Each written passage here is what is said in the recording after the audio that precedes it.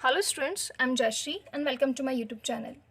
आज हम पढ़ने वाले हैं क्लास सीबीएसई इंग्लिश बिहार की poetry on killing a tree. इसके पोइट हैं गिव पटेल। गिव पटेल इस पोइट्री में हमें बहुत ही ब्यूटीफुल सा मैसेज देना चाहते हैं और वो इसको इनडायरेक्टली रिप्रेजेंट करते हैं। जैसे कि इस पूरे पोइट्री में कह रहे हैं कि ट्री को किल करना इतना आसान नहीं, उसे मारना इतना आसान नहीं है। तो चलिए स्टेंजर बाय स्टेंजर क्लियर कर लेते हैं कि पोइट का एग्जैक्टली मैसेज क्या है और वो क्या कहना चाहते हैं। तो सबसे पहले मूव करते हैं हमारे फर्स्ट स्टेंजा पे, जहाँ लिखा है it takes much time to kill a tree, not a simple jab of the knife will do it. It has grown slowly consuming the earth, rising out of it, feeding upon its crust, absorbing years of sunlight, air, water, and out of its leprous height, sprouting leaves। तो कहते हैं कि एक tree को kill करने में बहुत time लगता है। It takes much time to kill a tree, एक ट्री को किल करने में बहुत टाइम लगता है। Not a simple jab of the knife will do it. Jab का मतलब होता है एक बहुत ही रफ ब्लो आपने किया, बहुत ही सिंपली आपने अटैक किया। आप एक एक्स लेकर आए और आपने अटैक कर दिया ट्री को कट करने के लिए, उसके ऊपर वार किया और वो कट गया, ऐसा नहीं हो सकता। तो वही कह रहे हैं कि नाइफ के सिंपली अटैक से वो नहीं मरेगा, वो किल नहीं होगा, वो कट नहीं होगा। क्यों? Because it has grown slowly consuming the अर्थ। अब वो रीज़न बता रहे हैं कि ऐसा क्यों नहीं हो, क्यों होगा। ठीक है, वो इतना सिंपली कट क्यों नहीं होगा। तो रीज़न ये बता रहे हैं कि स्लोली कंज्यूमिंग द अर्थ, मतलब ये जो हमारा ट्री है वो अर्थ को धीरे धीरे कंज्यूम करते हुए बड़ा हुआ है। ग्रोन का मतलब राइज हुआ है, बड़ा हुआ है।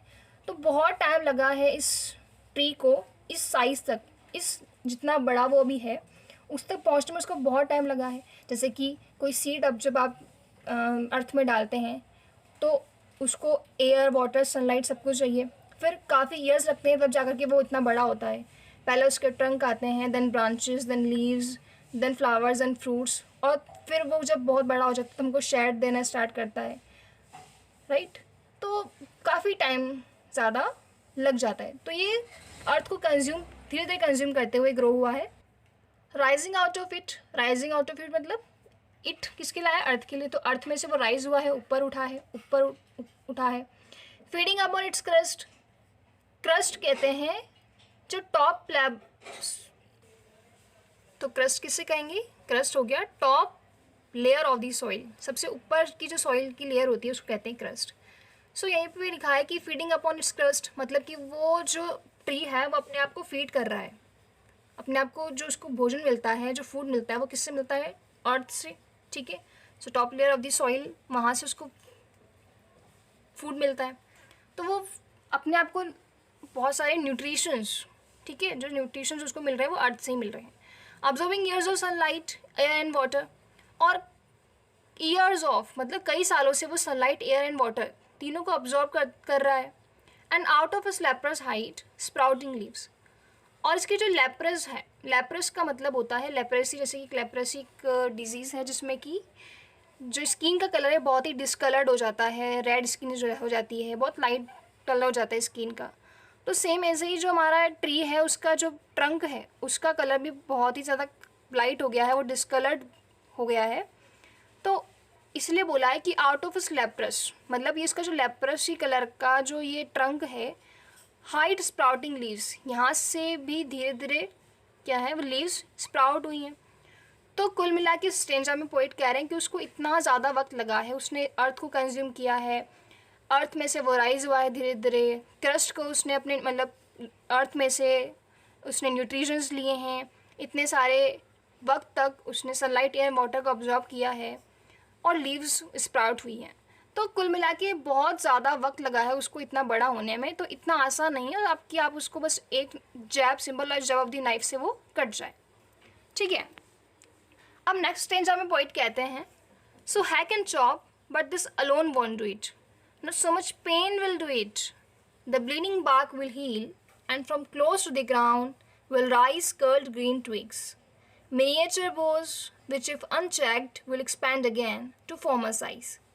सो hack and chop, hack basically होता है जो साउंड, जब आप काटते हो किसी चीज़ को, जब आप पेड़ को काटोगे एक से तो जो आवाज़ आएगी वो हैक है। एंड चॉप का मतलब काटना। तो पोइट कह रहा है सो हैक एंड चॉप, तो आप इसको काटो, ठीक है, but this alone won't do it, लेकिन इससे कुछ भी नहीं होने वाला। इससे कुछ नहीं होगा, आप एक्स से नाइफ से कैसे भी इसको चॉप कर लो पर उससे कुछ नहीं होगा। Not so much pain will do it, यहाँ तक कि आपको बहुत पेन हो सकता है, बहुत दर्द होगा, आप बहुत मेहनत करोगे, उसके बाद भी कुछ नहीं होगा। The bleeding bark will heal, जो इसकी बार्क है, बार्क मतलब जो तने में जो छोटी छोटी निकलती हैं, जब आप उसको देखोगे तो वो जो बार्क है वो ब्लीडिंग, देखो ह्यूमन बींग्स के जब ब्लड निकलता है हम लोगों के तो क्या होता है, थोड़ी देर बाद वो हील हो जाता है, ठीक है। जब हमारा खून का वो थक्का जम जाता है तो वो ब्लड आना बंद हो जाता है, हील हो जाती है वो जगह। तो ऐसे ही जब आप उसको काटोगे तो उसमें से भी क्या होगा, आपने देखा है कुछ लिक्विड का सेक्रेशन होता है ट्री में से भी, टंग पे आप जब अटैक करोगे या आपको लगेगा कि कुछ उसमें से लिक्विड का सेक्रेशन हो रहा है, इसको हम सैप कहते हैं। So the bleeding bark will heal, थोड़ा टाइम के बाद वो क्या होगा, वो भी हील हो जाएगा, वो उसमें से लिक्विड जो निकलना स्टार्ट हुआ है आपके अटैक से बस वो हील हो जाएगा, बंद हो जाएगा आना। And from close to the ground will rise curled green twigs, और जिस जगह से आपने काटा है, ठीक है, जिस जगह से आपने काटा है वहाँ से फिर से कुछ कर्ल्ड ग्रीन ट्विग्स आने स्टार्ट हो जाएंगी, छोटी छोटी टहनियाँ निकलना स्टार्ट हो जाएंगी। मिनिएचर बोज, छोटी छोटी शाखाएं, मिनिएचर मतलब बहुत ही स्मॉल और बोज का मतलब ब्रांचेस, शाखाएं, तो छोटी छोटी शाखाएं आना स्टार्ट हो जाएंगी। विच इफ अनचेक्ड, जिसको कि इफ अनचेक्ड, अनचेक्ड मतलब अनस्टॉप्ड, जिसको अगर आपने नहीं रोका, विल एक्सपैंड अगेन, एक्सपैंड का मतलब वो फिर से विस्तार हो जाएगा, उसको फिर से बड़ी हो जाएंगी टू फॉर्मर साइज, अपने पहले वाली साइज में, ठीक है। तो वो क्या कह रहे हैं इस स्टेंजा में कि आप उसको हैक करो, आप चॉप करो, आप काटो उसको, लेकिन उससे कुछ नहीं होगा, आप कितनी मेहनत कर लो, आपको दर्द होगा बट इसका कुछ नहीं होने वाला, और थोड़ा बहुत जो लिक्विड का सेक्रेशन होगा वो ब्लीडिंग बार्क भी हील हो जाएगी थोड़ा टाइम के बाद। और जिस जगह से आपने काटा है ना वहाँ से छोटी छोटी ट्विग्स आना स्टार्ट हो जाएंगी, छोटी छोटी बोज हैं वो आना स्टार्ट हो जाएंगी, और अगर आपने उनको नहीं रोका आने से, ठीक है, तो फिर वो एक्सपैंड हो जाएंगी फिर से अपनी पहले वाली साइज़ में, मतलब वो फिर से बड़ा हो जाएगा। तो यहाँ पर भी वो कह रहे हैं आसान तो नहीं है। नेक्स्ट सेंसा में वो कहते हैं no, the root is to be pulled out of the anchoring earth, it is to be robbed, tied and pulled out, snapped out or pulled out entirely out from the earth cave, and the strength of the tree exposed, the source, white in weight, the most sensitive, hidden for years inside the earth. तो वो कह रहे हैं आपकी no नहीं, the root is to be pulled out, मतलब अगर आपको अब काटना है ट्री को तो आपको रूट को ही क्या करना पड़ेगा, पुल्ड आउट मतलब खींच के बाहर निकालना पड़ेगा, ठीक है। So the root is to be pulled out, अब रूट को ही खींच के बाहर निकाल लिया गया है। Out of the anchoring earth, anchoring, anchor का मतलब होता है सपोर्ट करना, ठीक है। तो पूरे ट्री को सपोर्ट कौन कर रहा है, रूट कर रही है, रूट की वजह से पूरा का पूरा ट्री खड़ा हुआ है, ठीक है। मेन फाउंडेशन जो है उसका रूट है। तो आउट ऑफ द एंकरिंग अर्थ, जो रूट्स अर्थ से बाहर निकल रही हैं और सपोर्ट कर रही हैं ट्री को, उस रूट को ही खींच के बाहर निकाल लिया है। It is to be roped, tied and pulled out. तो पॉइंट कह रहे हैं अगर आपको निकालना ही है ना तो आपको रूट्स से ही बाहर निकालना पड़ेगा, तब जा करके ये ट्री किल होगा। तो इसे रोप्ड मतलब रस्सियों से बढ़िया से बांध करके, टाई मतलब बांध के, और पुल्ड आउट बाहर निकाला गया है। स्नैप्ड आउट, स्नैप्ड आउट का मतलब चॉप्ड, ठीक है, फिर इसे काटा गया है। और पुल्ड आउट एंटायरली, एंटायरली मतलब कम्प्लीटली, तो कम्प्लीटली इसे पूरी तरीके से खींच के बाहर निकाल लिया गया है। आउट फ्रॉम द अर्थ केव, अर्थ केव क्यों कहा है, केव का मतलब होता है गुफा, तो अंदर जो रूट्स अर्थ में इसकी काफ़ी दूरियों तक फैल गई हैं तो एक केव टाइप हो गया है उसके लिए, ठीक है। तो अर्थ में से रूट्स को जब बाहर निकाल लिया गया है पूरी तरीके से, and the strength of the tree exposed, तो अब जा कर के जो ट्री की जो स्ट्रेंथ है, यानी कि रूट्स, उसकी स्ट्रेंथ क्या है, रूट्स, उसको वो एक्सपोज हो गई है, मतलब वो बाहर आ गई है। The source, white and wet, अब सोर्स क्यों बोला है, क्योंकि रूट ही पूरे ट्री का मेन सोर्स है ना, उसी की वजह से ट्री खड़ा हुआ है, वहीं से उसको न्यूट्रिशंस मिलते हैं। वाइट एंड वेट, ये रूट किस कलर की है, बहुत ही वेट है, क्योंकि अर्थ के अंदर है तो आप जब अर्थ में से कोई चीज़ निकालते हो तो वो वेट ही होती है, गीली होती है, और वाइट है, तो रूट्स का कलर कैसा है, वाइट है, और वो बहुत ही वेट है। द मोस्ट सेंसिटिव, और ये जो रूट्स है बहुत ही सेंसिटिव है, बहुत ही सॉफ्ट है, मतलब बहुत कमज़ोर भी हैं क्योंकि वो इतने टाइम तक अर्थ के अंदर है। Hidden for years inside the earth, क्योंकि वो इतने सालों तक अर्थ के अंदर छिपी हुई है, ठीक है। तो कुल मिला के स्ट्रेंजा में पॉइंट ने हमको यही कहा कि अगर आपको ट्री को ख़त्म करना है तो आपको उसको रूट से पकड़ के बाहर निकालना पड़ेगा, तब उसकी जो मेन स्ट्रेंथ है वो ख़त्म हो जाएगी और फिर वो ट्री सच में किल हो जाएगा। और हमारा लास्ट स्ट्रेंजा में पॉइंट कहते हैं, then the matter of scorching and choking in sun and air, browning, hardening, twisting, withering, and then it is done. तो यहाँ पॉइंट कह रहे हैं then the matter of scorching and choking, मतलब जब हमने ट्री को पूरी तरीके से उखाड़ दिया है, रूट से अलग कर दिया है, जब उसकी पूरी स्ट्रेंथ खत्म हो गई है, वो फाइनली किल हो गया है, तो अब ट्री की क्या कंडीशन है?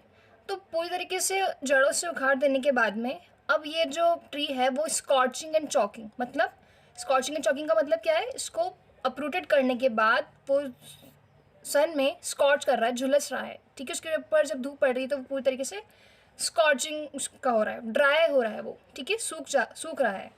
इन सन एंड एयर, सन में और एयर में हवा चल रही है और जो धूप पड़ रही है तो उसकी वजह से अब वो स्कॉच कर रहा है, ड्राई हो रहा है, ठीक है। ब्राउनिंग मतलब उसका कलर धीरे धीरे डाउन हो रहा है, ठीक है, ब्राउन होता जा रहा है वो सूखने की वजह से, क्योंकि उसको न्यूट्रिशन नहीं मिल रहा ना, अब रूट्स नहीं है उसके पास तो न्यूट्रिशन नहीं मिल रहा। हार्डनिंग, बहुत ही कठोर होता जा रहा है वो। ट्विस्टिंग, विदरिंग, जो उसमें लीव्स बची हुई हैं, ब्रांचेस हैं, जो लीव्स हैं वो विदर हो रहे हैं, सूख रहे हैं, वो ट्विस्ट हो रही हैं हवा की वजह से, सूरज की रोशनी की वजह से मुड़ रही हैं, ट्विस्ट हो रही मतलब मुड़ रही हैं। And then it is done, और तब इट इज़ डन मतलब ये फाइनली अब जा कर के डन हुआ है, यानी कि अब फाइनल जा कर के किल हो गया है हमारा ट्री, ठीक है। तो इस तरीके से उन्होंने हमें पूरी पोएट्री में बताया कि ट्री को किल करना कितना मुश्किल है, और जब आप उसको अपरूटेड कर देते हो तब जा कर के ट्री को किल करना माना जाता है। तो यही हमारे लिए गीव पटेल का मैसेज हुआ कि यहाँ पे पूरी पोएट्री में वो कह रहे हैं कि किल करना कितना मुश्किल है ट्री को, तो फिर हम लोग क्यों इतना ज़्यादा एफर्ट लगाते हैं किसी भी ट्री को मारने के लिए, उसे किल करने के लिए। हम लोगों को ट्रीज़ को कट करने के बजाय उन्हें ग्रो करने के बारे में सोचना चाहिए, so that we can have oxygen more and more, right. हमें ट्री से इतना कुछ मिलता है, फ्रूट्स मिलते हैं खाने के लिए, शेड मिलती है, और भी ऑक्सीजन मिलती है, बहुत सारी चीज़ें हमको मिलती हैं, उसके बावजूद भी हम ट्रीज़ को कट कर रहे हैं। सो पोइट का हमारे लिए मैसेज है कि हम ट्रीज़ को कट ना करें, बल्कि उन्हें ग्रो करने के बारे में सोचें, राइट।